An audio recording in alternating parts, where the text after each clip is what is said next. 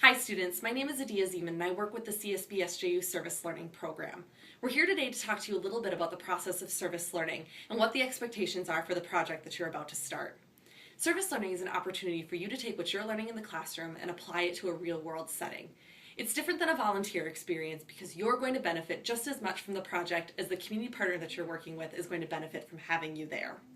The first step in a service learning project is to attend our community partner fair, and the academic coordinator that's in your class today will give you that date. At the community partner fair, all of the community partners that we work with for all of our service learning classes will be in attendance and will be available for you to speak with and ask questions about their organization. Because all of the partners for all of our courses will be there, you'll only want to speak with those who are specifically set up to work with your course because they have projects that will meet the learning goals that you're looking to achieve. After you've spoken with all of the different community partners, have asked questions about them and about their organizations, you can complete your contract and turn that into us. You'll hear from us in a few days about your placement for service learning and you can get started with your project. We're so excited that you're going to take part in a service learning project this semester. Happy serving!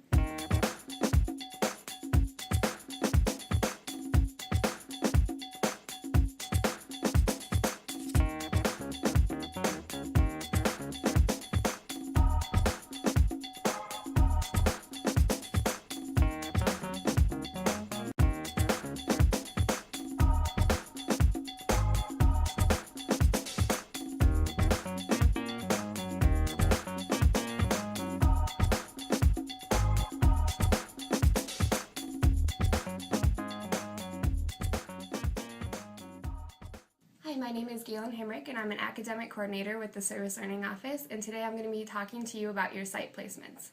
Once you've turned in your contract at the Service Learning Fair, we'll be contacting you within 1 week through email to let you know where you have been placed.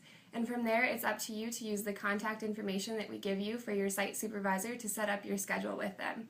And you can set up these hours with the site supervisor in any way that you want. However, we ask that you try to spread out the hours evenly throughout the semester so you're not doing all of them at the beginning or all of them at the end.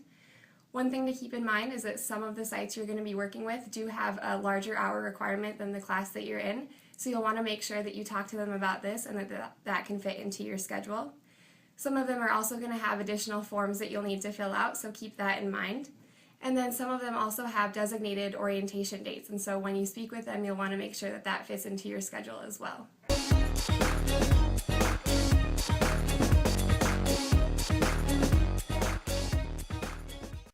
Hi, I'm Meg and I'm one of the academic coordinators. Today I'll be talking to you about the Experiential Learning designation. Experiential learning is a graduation requirement for everyone, but there are several ways to earn it. If you choose service learning, you will need to complete 20 hours of service work. If you are in a class that has a required service learning component, you will receive credit for the experiential learning upon successful completion of the course. If your course has an optional service learning component, you will need to fill out a form, our office will verify it, and you will get your designation.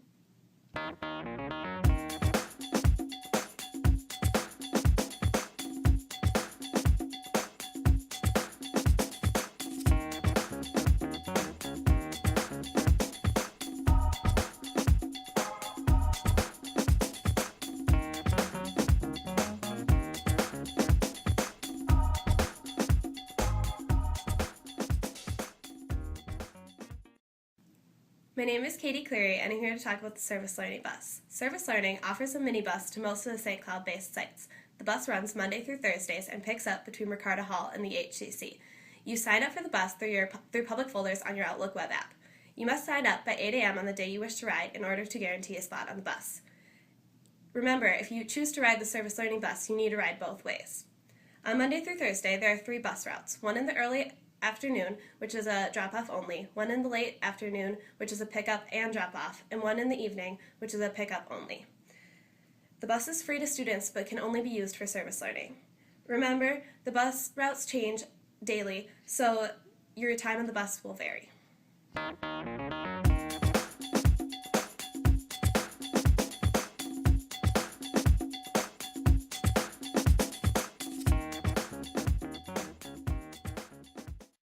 Hello, My name is Ian Ward, and I'm an academic coordinator here at the Service-Learning office, and I'm going to talk about posting hours for service learning.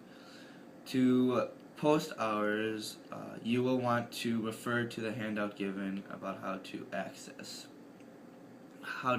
these public folders. And once you do get into these folders and start posting hours, there are 3 things you're going to want to include in them, and they are the time, the date, the how many hours you were at your service learning site, and a brief reflection and how it is applicable to your class. These posts are public, so anyone can read them. So with that in mind, it is preferable if you don't use specific names for people when talking about your interactions at your service learning site. And also, the Service Learning office, we go through and read each post that you put on there, just so that we can see that you are keeping up to date with your hours. And every other week, we send out emails to your professor and yourself, telling you how many hours you have done, so you can keep up to date and know how many you need before the end of the semester.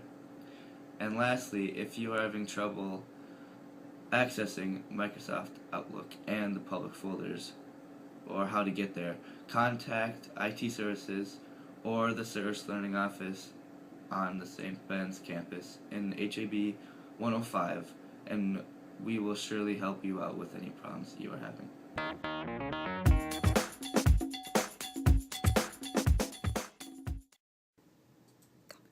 Alright, so once you're signed into your student email, you go down here and click on Public Folders, and open up Public Folders, and open up Academic. Then you can scroll down to Service Learning, and open that up, and then click on whichever folder is the semester that you're doing Service Learning for. So for now, Spring 2013, and open that up. Then you can click on your class, and go up here and click New, and then you can post.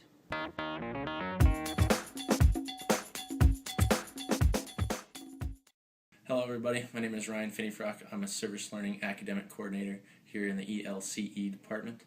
I'm here to talk to you guys today about my personal service learning experience. 2 years ago today, I was a little freshman here at St. John's St. Ben's, and through my Education 111 class, I was required to do a service learning component. I ended up doing mine at Roosevelt Boys and Girls Club here in Wade Park, so not too far away at all. Service learning was a great component for me, and it really went along well with my education class. Working with students was a great way to see into my future a little bit and let me know kind of what I wanted to do with my life after that. So it was a great component in that aspect. Also, I think the community partners here love St. John's and St. Ben's students. It promotes a better community outside the classroom. It's a way for St. John's and St. Ben's students to get involved that way. One of the things with service learning is posting. After each time that I went to my service learning site, I posted about what I did that day. It's a great way to reflect on what you did, and you can see over the course of the semester the different events and different things that you did. So posting was really easy. It took me about 20 minutes after volunteering. It's a really easy way to do that. Another component with service learning is the bus. The bus is a new way that students can get to their sites. It's a way that they don't have to worry about their transportation needs. It's a great way. I wish I used that when I was in my service learning. Basically, the biggest thing that I got from service learning, my experience, is that here at St. John's St. Ben's, we're really promoting working outside the classroom as well as working in the classroom. So it was a great component to talk about in class and then go out into the community and make it a better place. So I encourage you guys to do the same.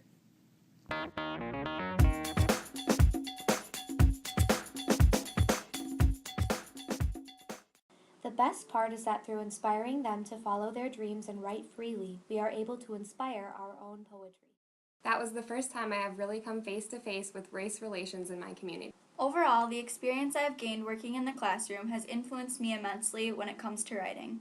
I am so glad to have had the opportunity to take part in a class like this where I can step away from academia and use my own voice to teach others. Volunteering really helps me to become a more outgoing person and to appreciate things in life more. I'm so glad to be making such great connections with these residents. I just love feeling like I'm actually making a difference in someone's life.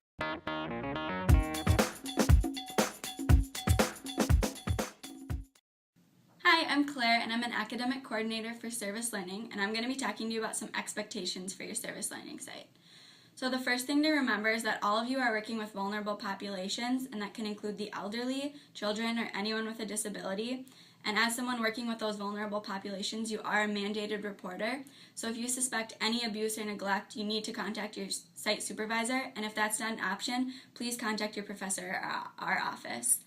And the next thing to think about is that most sites do have site-specific orientation, and your site supervisor will let you know on the dates for that, but make sure you can attend an orientation once those dates are provided. Next is that most sites also require a background check, and some sites kind of have that figured out and have a way of doing that, but usually there is a small fee, and sometimes the site covers that, but sometimes you're required to cover that as well. And if there's some concern with the fee, please contact our office. Also, remember to dress appropriately when you're at your site. Sometimes that means dressing up in maybe business casual, but a lot of the time that does mean sweatpants or anything casual that's good for playing with kids. Also, don't use your cell phone at sites. It's not a productive use of your time or anyone else's time to be using your cell phone while you're there. And remember that you are accountable to your site. If you set up some kind of schedule with your supervisor or with someone at the site, you need to remain accountable to that schedule and be there every week or be there when you've said that you were going to be there. And last, remember to maintain communication with your site supervisor and with our office. We're here to help you, and we can't help you if you don't ask for help. So remember to come to us if you need anything with Service Learning. And the earlier the better. It's easier for us to help you if you come earlier in the semester, and we're here to help you get anything with Service Learning sorted out if it needs to be. We're so excited to work with you this semester and to see the impact that your work has in the community. If you have any questions at any time, please email us at servelearn@csbsju.edu or stop into our office in HAB 105. See you soon and happy serving.